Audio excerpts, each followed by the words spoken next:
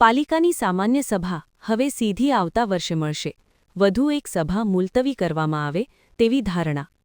કોર્પોરેશનની સામાન્ય સભા જે આગામી તારીખ 29મી ડિસેમ્બરના રાખવામાં આવી છે તેને મુલતવી કરવામાં આવી શકે છે, જેના કારણે હવે સભા સીધી આવતા મહિને એટલે કે આવતા વર્ષે 2026માં મળે તેવી ધારણા છે. પાલિકામાં યોજાતી સામાન્ય સભા ચાલુ મહિને તારીખ 17 ડિસેમ્બરના રોજ યોજાઈ હતી.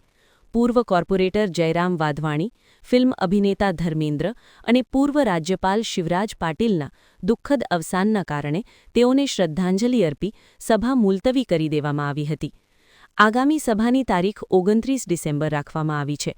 ત્યારે હવે વોર્ડ નંબર 13ના પૂર્વ કોર્પોરેટર જયશ્રીબેન કહારનું દુઃખદ અવસાન થયું છે.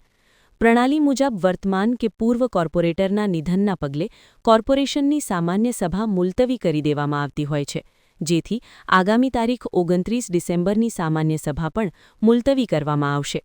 શોકસભા બાદ અધ્યક્ષ તરીકે મેયર નવી તારીખની જાહેરાત કરશે.